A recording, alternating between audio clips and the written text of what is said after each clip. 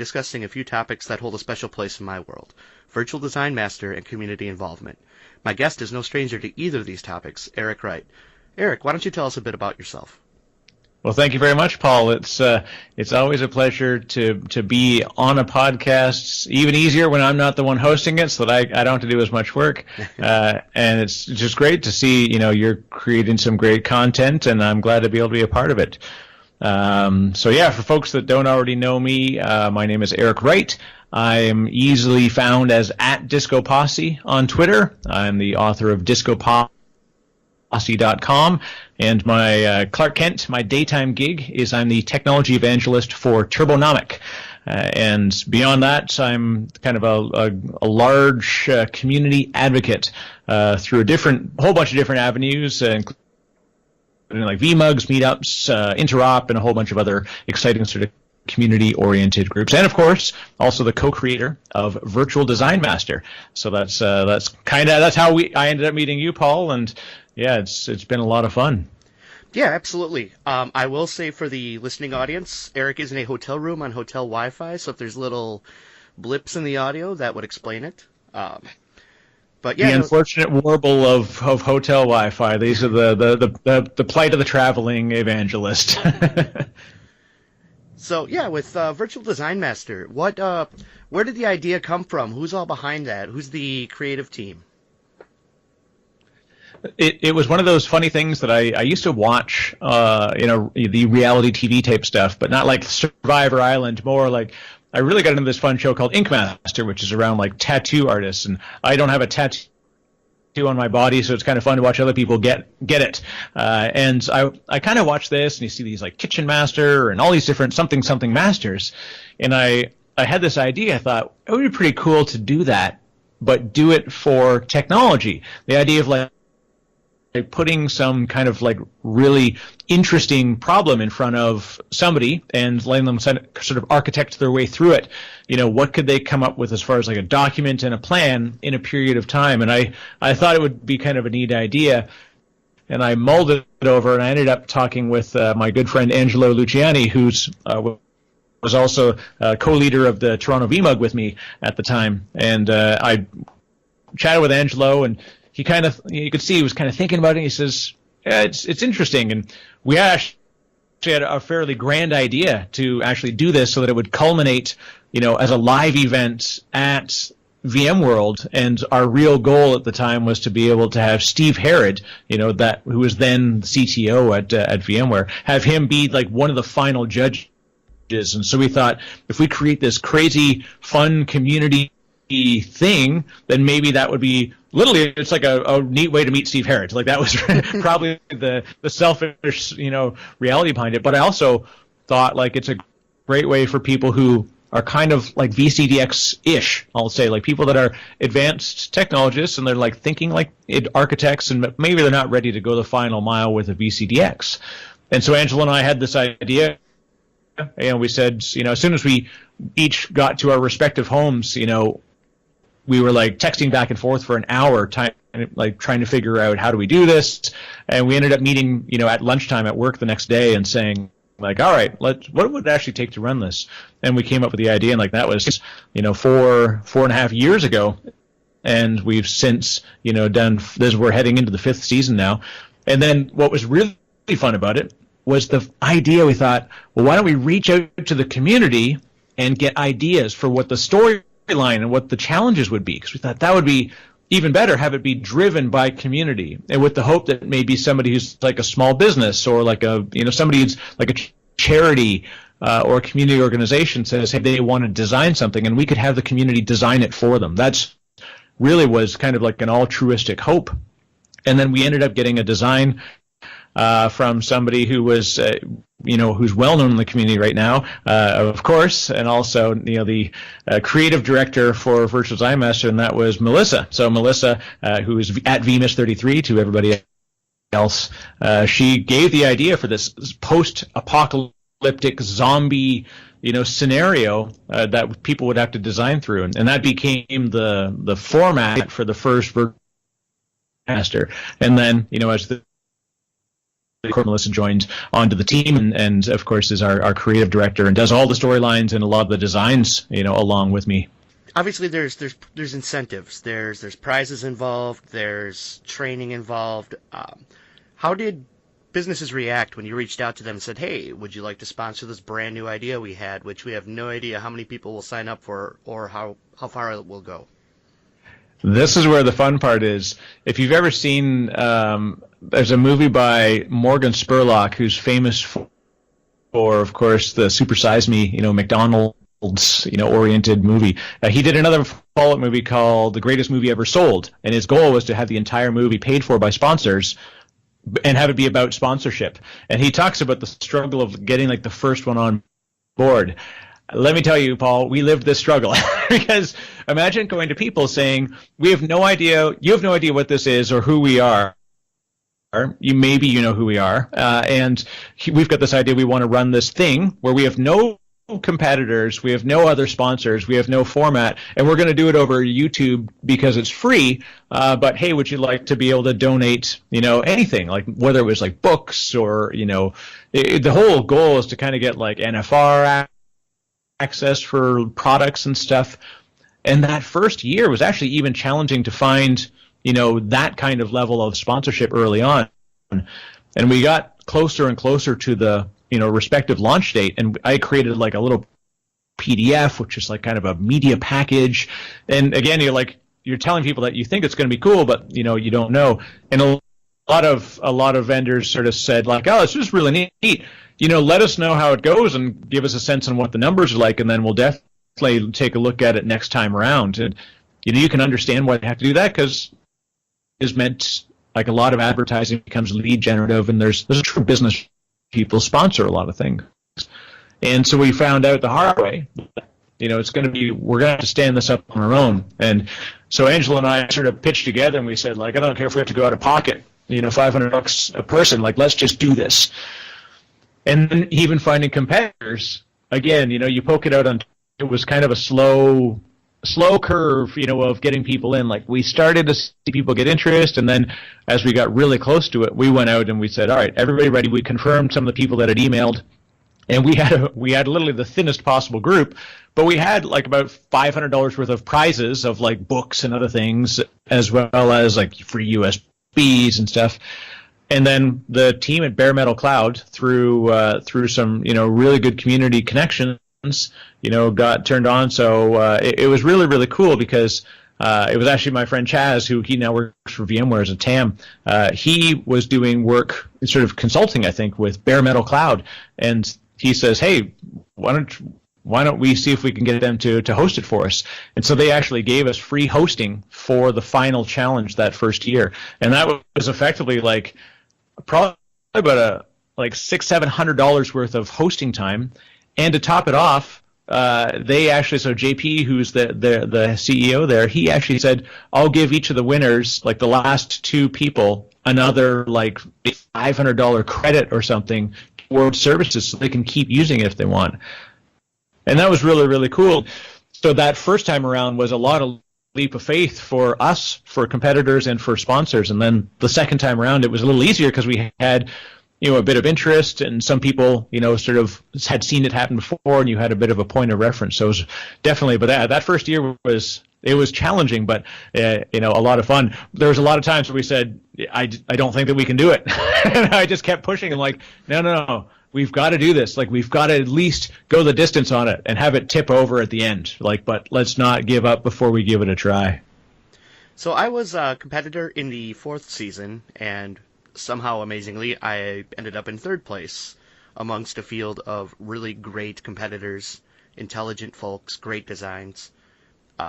It's very time-consuming.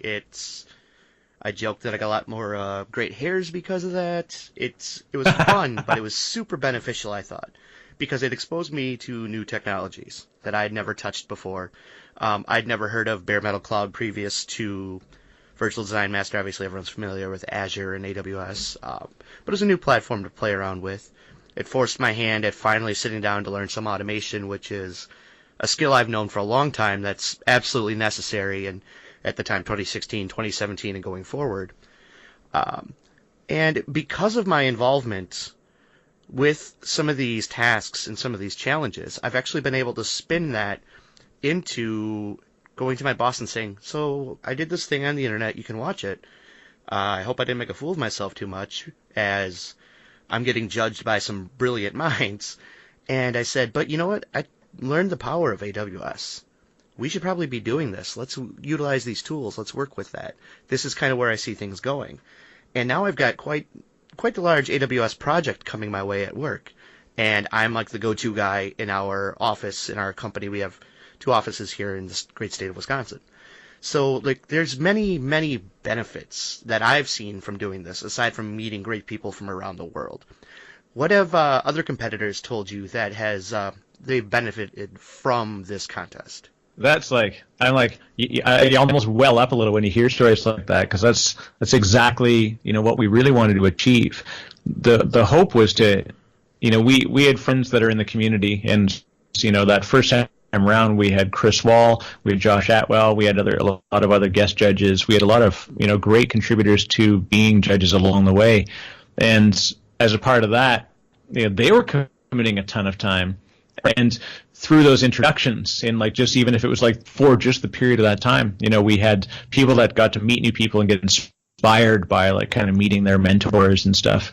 And, Akmal Wahid, who was our first, he's VDM 001. He was the original virtual design master. So Akmal, we kept in touch, and then a couple of years later, he actually took a new role, and he'd mentioned that, they mentioned during his interview process this about virtual design master, and you hear more and more people that are making those references, and I think, if anything, what it's meant to do is to teach you that you can do it. Like, we give you really, really difficult timelines and really challenging projects to do. And when you're watching from the outside, it's like watching Jeopardy. Everyone knows the answer when you're yelling it at the TV. But when you're the one with the buzzer in your hand, it's a lot more difficult. And from being on that side of the camera, Paul, because like you were under the gun to do this with a full-time job, doing it in the evenings and learning brand new things. And so we've got more and more people that have found new opportunities through the community as a result of this. They've been able to use it as a launch pad into new technologies and also into new opportunities at work, or even just in the community that will hopefully someday lead to that. And we literally have connected people through Virtual Design Master who now are colleagues who met, not that they may not have met another way, but if you look back at the way, like Byron Schaller, so Byron works at Round Tower Technologies. He works with Renee Vandenbedum, who Renee's been a huge supporter of us all the way through. Byron, spoiler alerts, he's super awesome, and in fact, Byron may play a little extra role as we go into season 5. So we're definitely seeing the feedback from the community that they have loved being a part of it, and then we've had people that will walk up to us, like in the halls of VMworld or at an event, and literally had someone just like yell across the hallway from 20 feet away. They go, "Virtual Design Master," and yells it at me across the hall, and I just like raise my hands in the air. I'm like, "Yes, come here," almost like, "Come here and give me a hug. This is awesome. How did you hear about it?" And it's gone beyond this like sort of like first generation circle of just like people that we directly knew that were being involved, and now we literally, I can't remember the number, but it's like been watched in dozens of countries around the world, as well as like I said, literally hundreds of hours of viewing time now that people have consumed. So that's people are watching it, people are learning from it, and it's starting to become a big opportunity for people to kind of take that next step. Yeah, I'll agree. VMworld this past year was quite interesting, as I got to meet face-to-face several of the judges that put me through the ringer, and you could tell they enjoyed it every minute. 2 of my favorite experiences, like in person from Virtual Design Master, were competitors from around the world who flew in for VMworld, so it was nice like to hang out with them and shake hands and chat, and I can't believe this happened in the contest, or this, how did you figure that one out? But also, I was on the tram back to the hotel, and I'm sitting there just kind of tired. It's long days, and a guy goes, "Hey, Virtual Design Master." And I turn around, and never met him before. He's like, "Yeah, I watched the show online. Good job." I'm like, "Well, thank you." So then we got to chatting about that. And Yeah, it was really interesting. It's weird getting noticed for stuff like that. And I've been stopped for sessions at VMUGs, like, oh hey, I saw your talk on vCenter server. I'm like, oh cool. Hey, then just kind of opened some doors. So you mentioned that we are approaching season 5. Do we have any little tidbits of information we'd like to let leak about season 5? Any awesome prize ideas that are coming out? So season 5. Wow, we've got a really cool, plan that's beginning, and we've gone back to what I call the utility muffin research kitchen. We're starting to do, an idea around what kind of designs we can bring. But most importantly, of course, we've got some familiar faces that you're going to see on the judging panel. We may have some new faces. We've started to have some sponsorships that are already jumping in. We aren't going to leak out the prizes just yet. It's been challenging. How do you top yourself when we started off with just this idea, like our goal was to teach and to help, and then what ended up happening was we suddenly had somebody jump in and say that they were going to, give these like larger scale prizes, and then we've since had, we've had multiple people that have been sent, with the full funding to be able to go to get their VCDX or their NPX, thanks to folks like Renee and to Josh Odgers and other great community supporters. So this time around, we're starting to add to the pool, and then we'll see what goes, because who knows, the world of certifications and training, we may have a different target with what we want to give at the end. But one way or the other, we definitely want to help folks out and give a voice to the great community sponsors that are supporting us, through this event and through lots of other direct community, feedback and reach out that they do, which is very, very cool. So throughout that statement, you mentioned community. I lost count how many times. I was trying to keep tally. And obviously, you and I know each other through community involvement. I personally have grown a ton over the last 3-4 years from VMUG meetings, interactions on Twitter, reading blogs. You go out and you are a technology evangelist. You tell tales of technology, how you can use it. And you and I think are in like the same camp. We really want to give back. We really want to help others because others helped pave the way for us to get where we are at. What are some of the ways, aside from VMUG or Virtual Design Master, that you can think of for people to be involved in community? Yeah, community is a huge part of it. I mean, VMUG, which is the VMware user group, was the sort of foray for me into met Angelo Luciani, who we've since become very good friends. He was the leader of the VMUG. I attended my first one, 5 years ago or so, and I saw him doing all these really neat things and talking with the speakers, and the first thing I thought was, like, I'd really like to meet those people. If I help out, maybe I can meet those people, and maybe then I can, like, help people in the audience meet those people. And that's kind of how I got started. I said, hey, do you need any help? And he was like, sure. Like, no one's ever asked. It's very rare that someone would volunteer to do something, and that just became some enjoy doing, and I was very passionate about it because, for me it was a learning experience, and it helped me to advance. And truly, it came back to the office. My learning and my community growth meant that my day-to-day stuff became better because I was learning more about technology, meeting more people, and started to be able to actually do like referrals of people through the community into other gigs. Like, hey, I've got this networking gig over at whatever company. Remember Joanne? She works at this place, and she was attending VMUG. I think she may be good for it, and we would connect people up. Or remember Pete from wherever, and it became a good way to do that. VMUGs are good. Obviously, meetups are a huge thing now. I think most of the companies are in like community groups around Kubernetes and DCOS and Mesos and Docker and all this stuff that are using meetups, which again are completely volunteer community, just share, learn, and help each other. And if you think of the side effect is you meet people that you may not have had a chance to, and who knows, you're bound to end up working with those people in one way or another through either community or at an actual company down the road. And I also am a co-organizer for the OpenStack Canada user group, sort of like meetup organization. And so we handle like OpenStack days and OpenStack meetups around, and there's no shortage of it. If whatever technology you're interested in, there's a meetup or a group out there somewhere, and they're just people that want to listen, they want to share, and they want to learn together. Yeah, and you mentioned the referrals aspect. I'm actually in the position I'm at now because of my involvement in VMUG years ago.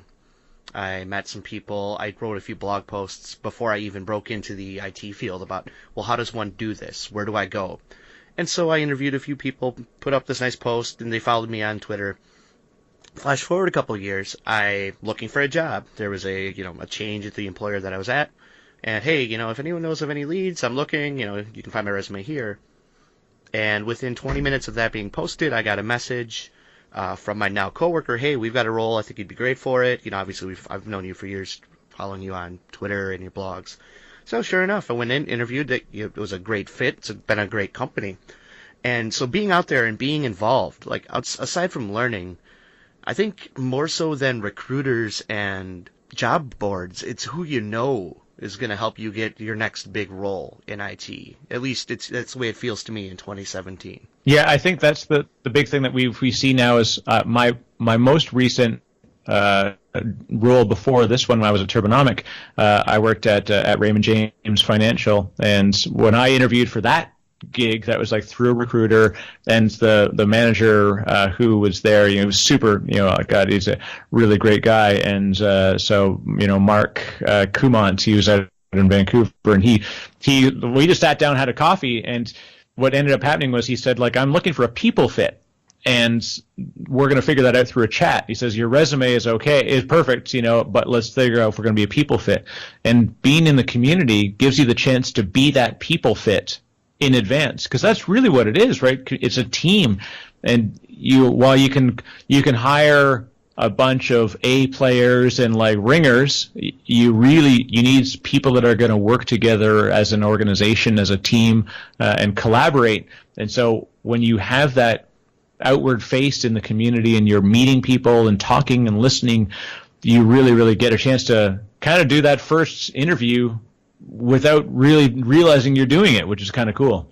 Yeah, absolutely. And what's the phrase? It's hire personality, train skill. Right, exactly. Yeah, because we've all worked with the people they're amazingly brilliant when it comes to technology, but they're the stereotypical, I know more than you, I don't want to deal with you, and it's detrimental to everyone around them.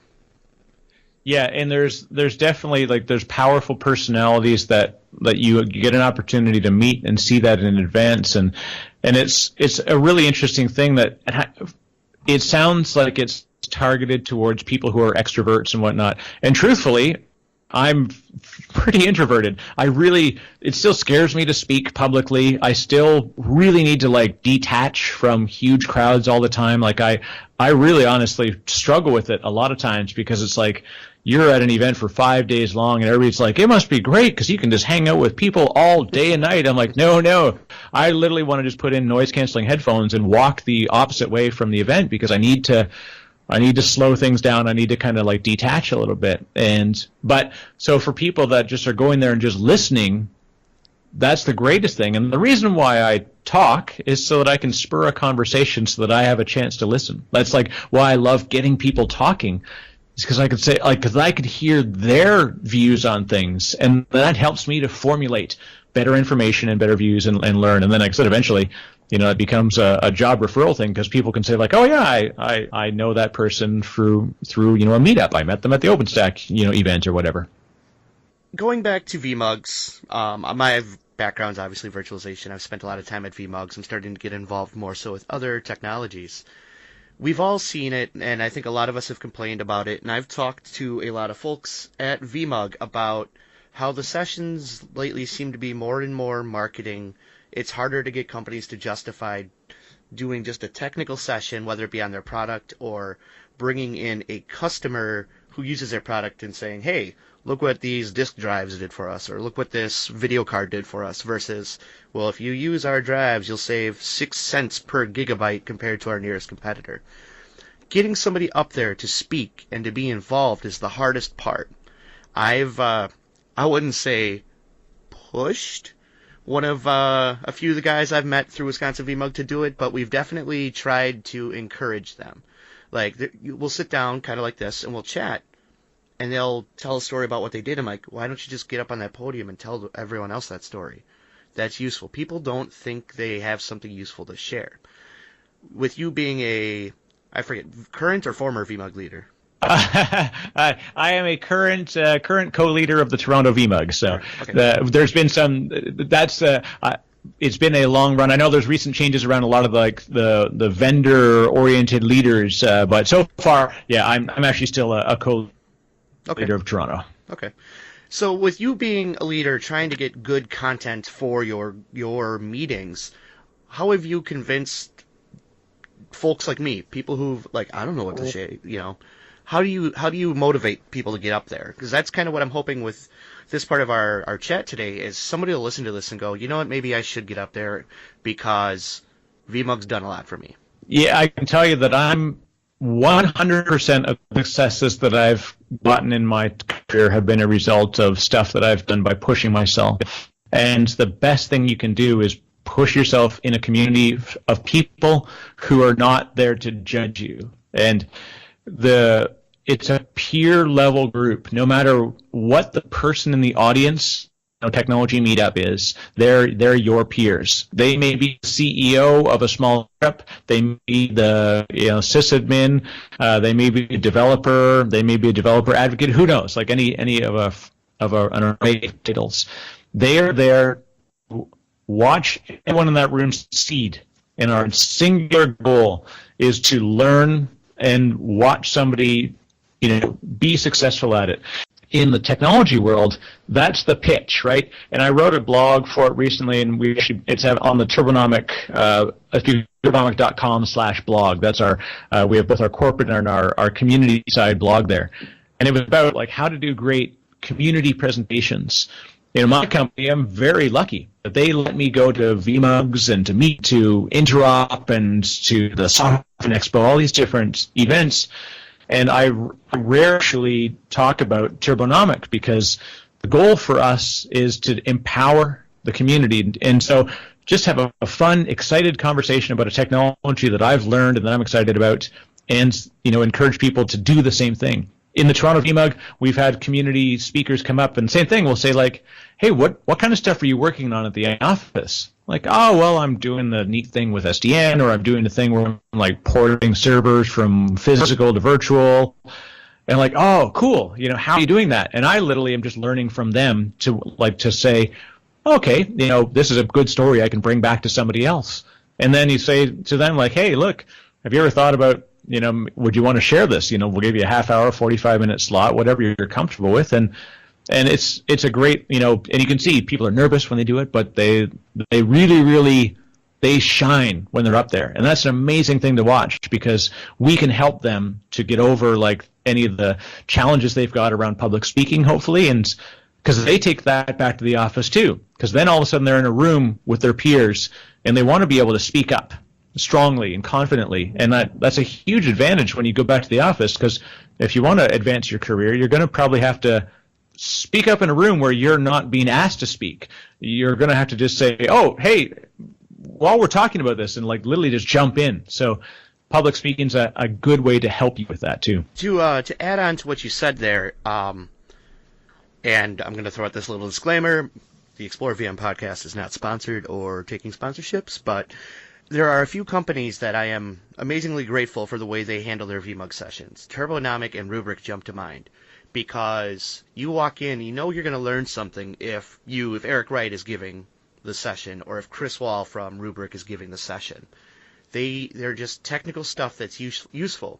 So when I'm going around, I'm a consultant, so when I'm thinking of what tools might fit, yeah, there's a bunch of monitoring out there and there's a bunch of backups. But those names start to pop to mind because I'm they do more for the community versus other products out there. So that if we can start to get a little bit more of that into VMUG, I think it would be amazing. And get those who might be worried that I don't have anything to share, let's get up there. Come chat with myself. Reach out to Eric. We will help you because I've seen people grow. I have grown immensely through doing that. I'm in a couple of, I know what you would call them, recognition programs, vExpert and Nutanix Technology Champion, because I get out there and I do these things. I talk about tech. I help others. I want to learn everything about these products. And those things open doors. The good thing too is there's some mentors that are in the community with us. So, and I actually seeking out people that want to be mentored through public speaking and architecture, and have mentored a few people along the way. And some never to speak publicly, but literally just so they could take it back to the office, and have had really good feedback around that. In fact, I'm working with somebody from the community, again, just say, a lot of it's okay, I've got this idea, and I kind of want to do something. Do you think this is good? It's really just giving an ear to somebody else and being able to say, I've experienced something similar, and I've found a success this way. And if I can't give you the right answer or give you some leadership, then I happen to know a lot of people. It's a rare thing that you can say hey, someone's going to say they're in Wisconsin, they need somebody who's going to be, a support, community, and they need. I'm okay, well, let's go talk to the local VMUG leaders there. Okay, I know Paul because he's in the area. He may not be a VMUG leader, but I know, right? It becomes this association thing. As a community, advocate, I tell vendors, best thing they can do when they go to present at an event is remove the slide about the exciting founder story and about the CAGR of the market, and don't talk about NPS score, because the reality is talk about something that's a challenge that's in technology personally have dealt with, or that your customers or whatever have dealt with. We had a presenter from Pernix, and his entire presentation was about storage challenges. He says, "Oh, and I work for Pernix Data." That was it. People were they were nodding along, asking a lot of questions. It disarms everybody because they don't feel sold by participating. So it was a huge success. In fact, we did that one and 2 community sessions in that particular bug, and to date, that's been one of our greatest feedbacks, because everybody was I learned so much, and I felt like I wasn't being pitched anything, which is very, very cool. Well, Eric, I feel like we could talk for hours, but I have kept you here longer than I said I would. So I think this is probably a great spot to wrap it up, and I want to thank you for being on the show with me today, and I certainly hope you want to come back and chat some more in the future. Definitely, Paul. Yeah, thanks very much. Folks that want to reach out and talk more directly, I'm definitely, the virtual door is always open. You can reach me through Twitter. Easiest way, I'm at Disco Posse. You can, of course, follow the stuff that I do through Turbonomic and lots of other things through my blog as well at discoposse.com. And I'm really, really looking at more folks, at lots of community events in the future. Just thank you very much, Paul, for sharing this. And on my own podcast as well, gcondemand.io. It's a community podcast that I do through the Green Circle community, which is our Turbonomic community for open, agnostic technology stuff. So I get to talk about non-product stuff there, which is fun. Excellent. Well, thank you again. And thank you for listening. If you'd like to continue the conversation about today's topic, have a show idea, or like to be a guest, reach out to me on Twitter at ExploreVM, or email me at paul@explorevm.com. Once again, thank you for listening.